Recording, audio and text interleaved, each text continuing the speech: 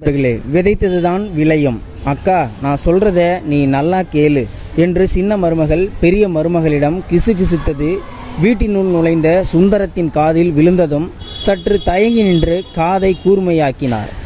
நம்ம மாமியார் மாரடைப்பில் போய் இதோட 4 மாதம் ஆயிடுச்சு.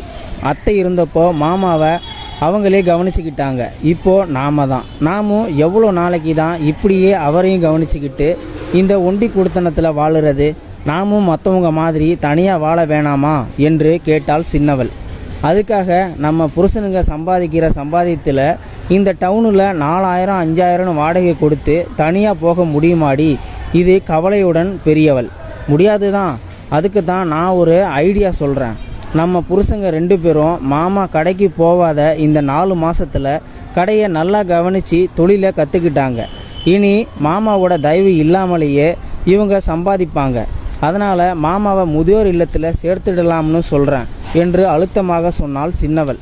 என்ன சொல்ல வர நீ? பெரியவள் புரியாமல் கேட்டாள். ஐயோ, உனக்கு ஒன்றும் புரியாது. மாமாவை முதியோர் இல்லத்தில் சேர்த்துட்டா மேல் வீட்டில் வாடகை இருக்கிறவங்கள காலி பண்ணிவிட்டு நானும் அவரும் குழந்தையுடன் அந்த வீட்டில் தங்கிக்கிறோம். நீயும் மாமாவும் பிள்ளைகளோட இங்கேயே கீழ் வீட்டில் இருந்துக்கோங்க. என்ன புரியுதா? புரியுது. அதுக்கு நம்ம புருஷங்க ஒத்துக்குவாங்களா? கவலையுடன் கேட்ட பெரியவளின் முகம் பார்த்து அது நம்ம கையில் தான் இருக்குது என்று அழுத்தமாக சொன்னாள் சின்னவள். சுந்தரம் அவ்விடத்தை விட்டு கவலையுடன் அகன்றார். 2 வாரம் கழித்து ஒரு ஞாயிறு காலை 2 மகன்களும் சுந்தரத்தின் எதிரில் வந்து தயங்கி நின்றார்கள். அவர்கள் தயங்கிய விதத்திலேயே தெரிந்தது மகன்களின் மனது. அப்பா, நாங்கள் உங்ககிட்ட முக்கியமாக கொஞ்சம் பேசணும். அவன் தயங்கிய பேச்சிலிருந்தே என்னவாக இருக்கும் என்பதை புரிந்து கொண்டார் சுந்தரம். சொல்லுப்பா என்றார். அப்பா, எனக்கு 2 பிள்ளைங்களும் ஆயிடுச்சு. தம்பிக்கும் குழந்தை இருக்குது. அதனால் அவன் மென்று விழுங்கிய வார்த்தையை வெளியே துப்புவதற்குள் சுந்தரம் குரலை கனைத்து கொண்டு பேச்சை ஆரம்பித்தார். ஆமாப்பா, நான் கூட இதை யோசித்தேன். எவ்வளோ காலம்தான் இப்படியே இருக்கிறது? உங்களுக்குன்னு குடும்பம் குழந்தைன்னு ஆயிடுச்சு. நீங்கள் 2 பேரும் தொழிலையும் நல்லா கவனிச்சுக்கிட்டீங்க. அதனால் பேசாமல் நீங்கள் 2 பேரும் வெளியில் வீடு பார்த்துக்கிட்டு தனி குடுத்தனம் போங்கப்பா என்றார். அவர் சொன்னதும் இருவரும் ஒருவரை ஒருவர் பார்த்துவிட்டு தன் மனைவியை பாவமாக பார்த்தார்கள்.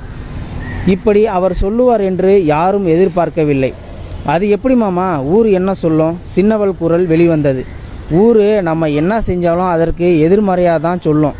நான் அதை பற்றிலாம் கவலைப்படுறது இல்லை.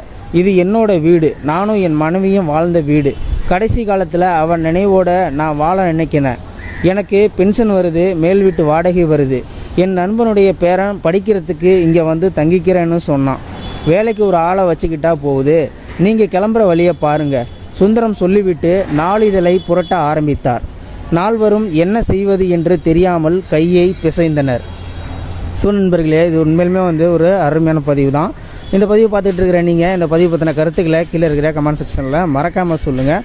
இந்த பதிவு பிடிச்சிருந்தா ஒரு லைக் பண்ணிக்கோங்க. இந்த பதிவை முடிஞ்ச அளவுக்கு மற்றவங்களுக்கும் ஷேர் பண்ணுங்கள். அப்படியே நம்ம சேனலை சப்ஸ்கிரைப் பண்ணிக்கோங்க. மறக்காமல் பெல் சிம்பலையும் கிளிக் பண்ணிக்கோங்க. நன்றி, வணக்கம்.